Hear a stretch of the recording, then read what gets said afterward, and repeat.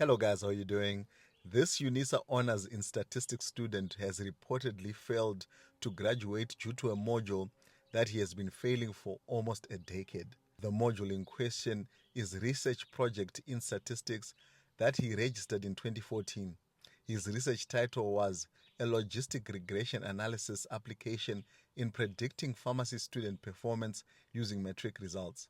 After failing under his first supervisor, who he accused of not being of assistance, the head of department took it upon herself to be his supervisor.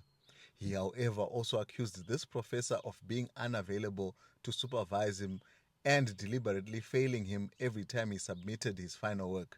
He told IOL that she would still fail him even after implementing her suggested changes and using her notes.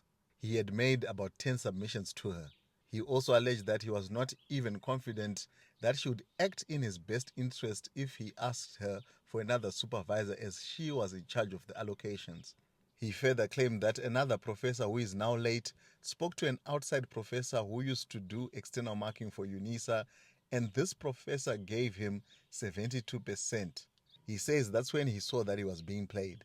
This external professor, who actually works at another Gauteng institution and preferred to remain anonymous, confirmed the student's story.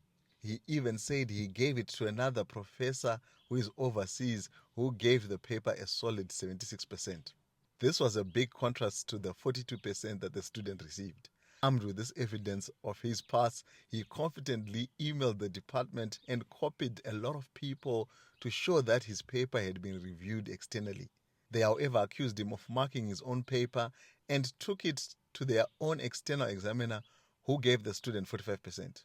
He took his matter to the university's ombudsman, who suggested he drop the module for another, as it had already been phased out, although he could continue as it was phased out when he had already registered.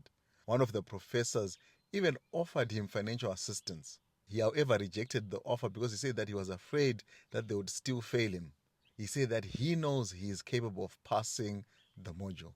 The student, who has been working professionally as a team leader for the past 8 years, claims that this nightmare has held him back, as he would surely be at PhD level by this time. As such, he feels that the university owes him some compensation.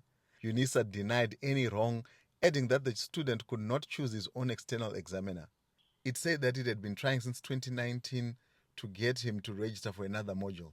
Its external examiner, who gave the student 45%, denied colluding with other supervisors or staff to fail the student. He provided IOL with the student's script showing many editorial and grammatical mistakes, misplaced mathematical expressions, missing research questions and hypotheses, as well as inadequate citations. Guys, let me know what you think about this case. Should the student give up on this module, or is there something more going on here? Cheers, bye-bye.